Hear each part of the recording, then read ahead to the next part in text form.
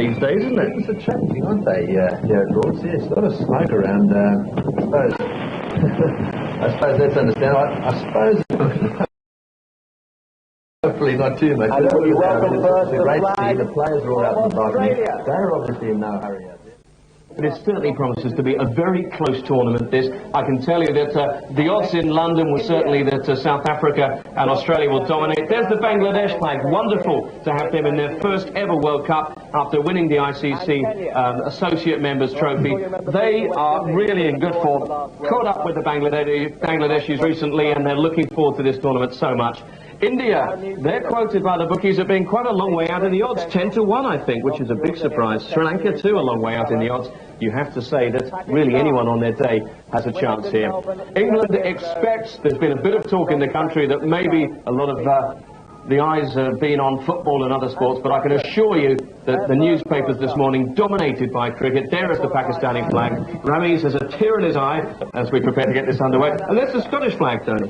Yeah, well, that's a bit of a favourite of mine, actually. My dad's a Scot, so I'd love to see them knock someone off at some stage along the line. We can but hope, I suppose, Tony. I want to say dream, maybe. The South Africans, they are the favourites. The Green Machine really are going to be quite something. The West Indies, well, you take a punt on them, Ramiz, I don't know. I think they played well against the Australians recent game. They look a very good team under Brian Lara, who's really scoring runs and playing well.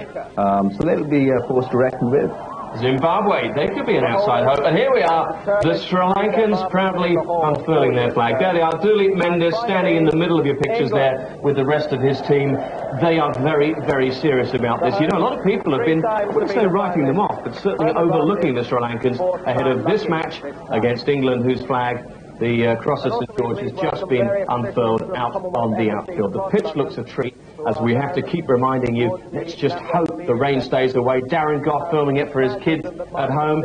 He says that he's dragged out to play cricket every time he gets home from a long tour, as Darren Gough, but a wonderful fella. There is the Commonwealth flag. That's the last of them to be unfurled, and last seen at the Commonwealth Games in Kuala Lumpur.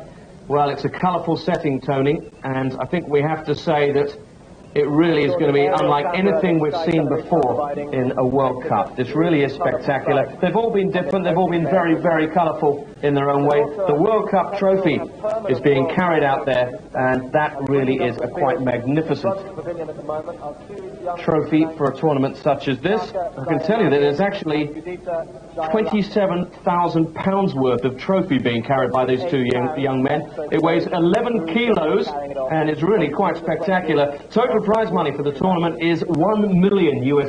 That's the highest ever offered in a World Cup tournament. Wouldn't have minded getting near that one, Tony, would you? Forget about all that stuff. You know what really matters about that trophy? I think the dreams that captains have got. There'll be a few of them, I'm sure, would have had a little dream at some stage of putting their hands around that at the end of the day, because that's what they're really playing for here, aren't they? At the end of the day, the team that's going to get to touch that one in the final. All the gold, that is a very, very special trophy, and as it stands at the moment, the most coveted trophy in the game of cricket.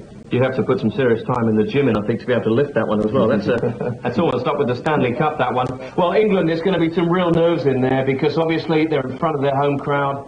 Huge expectation. You wouldn't have thought so with Andy Flintoff there, just looking as if he's having his ear pierced by Neil Fairbrother, two of the more bubbly customers in that team and also in the Lancashire team. Ramiz, if I could just bring you in on this one, that trophy, it really does mean an awful lot, doesn't it? Yes, it does mean a lot. When we carried it back home in '92, it meant a lot to the players, to the game of cricket in Pakistan. It really grew.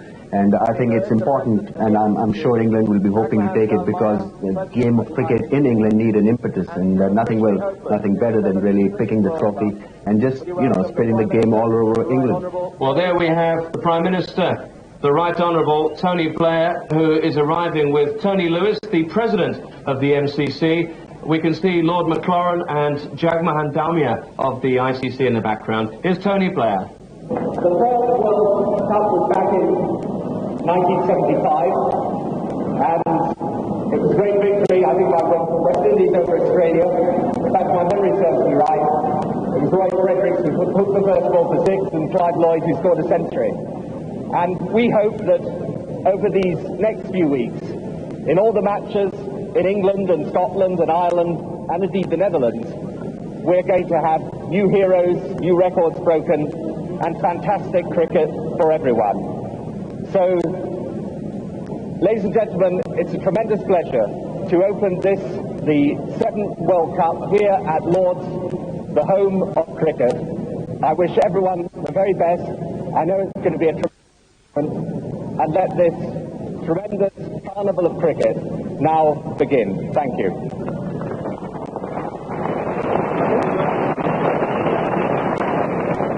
Thank you, Prime Minister, and thank you to all those involved in this opening ceremony, the children from Highgate School, Finchley Catholic Well, that was School, the Prime Minister, and it's all smiles as Tony Blair leaves in the company of Lord Maclaurin, Jagmohan Dalmia, and Tony Lewis.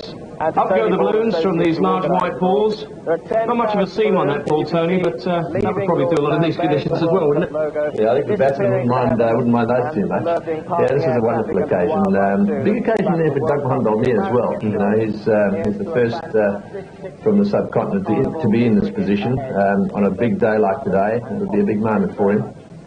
But just hoping that the rain will clear. Perhaps the balloons will help.